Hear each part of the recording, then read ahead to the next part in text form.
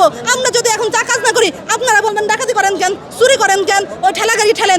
আমরা যেখানে দক্ষ, হ্যাঁ, আমাদের সেইখানে যদি আপনি নিয়োগ করেন তাহলে এ দেশ কি উন্নয়ন হবে না? এই 4200 এলএসপি পরিবার আমরা এখানে একটা কারণেই আসছি, আমাদের কর্মসংস্থান ফেরত চাই। আমরা যে বেকার, আমরা তো বেকার না, আমাদের বেকার বানানো হচ্ছে। আমরা এই বেকারত্ব চাই না, আমরা কর্মসংস্থান হয়ে আমরা একটা কর্মজীবী হয়ে থাকতে চাই। এই দেশে তো বেকারত্বের এমনিই অভাব নাই, তার ভিতর কেন আরও এই বেকারত্ব বাড়ানো হচ্ছে?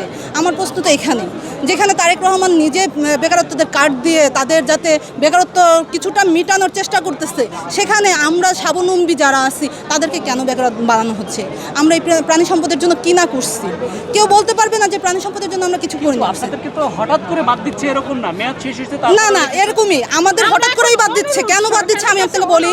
আমাদের যখন প্রকল্পটা নেয় তখন আমাদের 3 বছরের কথা বলছে, এরপরে তারা প্রকল্প মেয়াদ বাড়াইছে এই আশ্বাস দেয় যে আপনাদের জন্য ভালো কিছু হবে।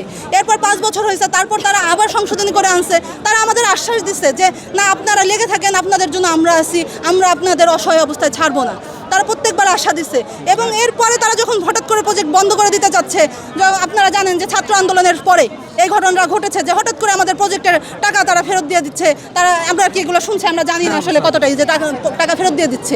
তো এইগুলো শোনা মানে কি? এটা পূর্ব পরিকল্পিত যে আমাদের এই প্রকল্প এখন বন্ধ করতে হবে, কিন্তু আমাদের এই প্রকল্প বন্ধ করার কোনো নির্দেশনা আমরা এর আগে শুনি নাই।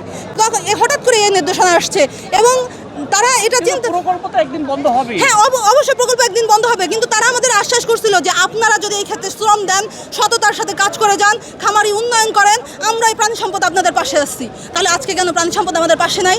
2-1 বছরে আচ্ছা আপনার সংসার, আমাদের প্রকল্প তো শেষ হয়েছিল না, আমাদের প্রকল্পের কার্যক্রম তো শেষ হয় নাই। তারা তো এমন না যে আমাদের কার্যক্রম শেষ হয়ে গেছে তারপর প্রকল্প বন্ধ করে দিচ্ছে, তা তো না। আমাদের সমিতিরা কেবল দাঁড়াইছে, আমাদের খামারিরা কেবল আমাদের উপর আস্থা আসছে, কেবল প্রাণী সম্পদের উপর আস্থা আসছে। এখন যদি এই প্রকল্প চলে যায়, ভবিষ্যতে কোনো খামারি এই প্রাণী সম্পদের উপর বিশ্বাস রাখবে না, আমার বিশ্বাস। কারণ তারা মনে করবে যে তারা এরকম আশ্বাস দিয়ে আসে এবং মাঝপথে ফেলে দিয়ে চলে যায়। তারা এটাই চিন্তা করবে, তারা আর কিছু চিন্তা করবে না। আমাদের একটাই দাবি, আমাদের যে কর্মসংস্থান এটা আমাদের ফেরত দেওয়া হোক।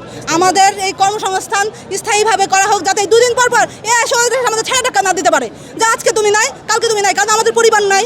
আমি আমার পুরো জীবনের যে সময়টা এই টাকা এখানে দিচ্ছি, এটার কি কোনো দাম নাই? আমি আমার প্রত্যেকটা ইম্পর্টেন্ট মুহূর্ত, যেটা আমার পরিবারের পাশে থাকার কথা ছিল, আমি সেই মুহূর্তে আমার খামারিকে দিয়েছি, তাদের পাশে দাঁড়িয়েছি এবং তাদের আস্থা অর্জন করছি। তাহলে সেই সময়ের দাবি কি আমরা চাইতে পারি না? আমরা এই দেশের জনগণ হিসাবে আমাদের খাদ্যের অধিকার, আমাদের বস্ত্রের অধিকার, এটাকে আমরা চাইতে পারি না? আপনি একটা দেখেন, আপনি যে কোনো প্রতিষ্ঠানে চাকরি করেন, হয়তো আপনার ওই প্রতিষ্ঠান আপনাকে বাদ দিয়ে দিল, কিন্তু ওই অভিজ্ঞতা কাজে লাগিয়ে আপনি আরেকটা প্রতিষ্ঠানে যেতে পারছেন, কিন্তু আমাকে তো কোথাও নিচ্ছে না, বলতেছে আপনার বয়স নাই, আপনি আমাদের প্রতিষ্ঠানের না। তাহলে আমার প্রতিষ্ঠান আমাকে কিভাবে ফেলে দিচ্ছে আমাদের এই দক্ষ জনবলকে? আমরা তো দক্ষ, অদক্ষ না, আমরা শিক্ষিত, আমরা অশিক্ষিত না। হ্যাঁ, যতক্ষণ দাবি না মানবে আমরা এখান থেকে যাব না, আমরা এখানেই থাকবো, আমরা এখানেই থাকবো। কারণ এটা আমাদের জীবন মরণের বিষয় হয়ে গেছে, কারণ এটা ছাড়া আমাদের কোনো গতি নাই। আমরা কি করব? আমরা যদি এখন চা কাজ না করি আপনারা বলবেন ডাকাতি করেন কেন, চুরি করেন কেন, ওই ঠেলা গাড়ি ঠেলেন। আমরা যেখানে দক্ষ, হ্যাঁ, আমাদের সেখানে যদি আপনি নিয়োগ করেন তাহলে এ দেশ কি উন্নয়ন হবে না? আরো বেশি উন্নয়ন হবে না? আপনি নতুন জনবল আনবেন, তাকে নতুন করে ট্রেনিং দিবেন, তাকে নতুন করে সবকিছু শেখাবেন। আমাদের তো শেখানোর কিছু নাই।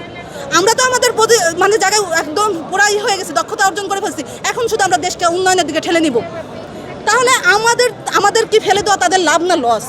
আমার তো মনে হয় যে এই দেশের সম্পদ তারা নষ্ট করে ফেলতেছে এই দক্ষ জনবলকে বেকার করে।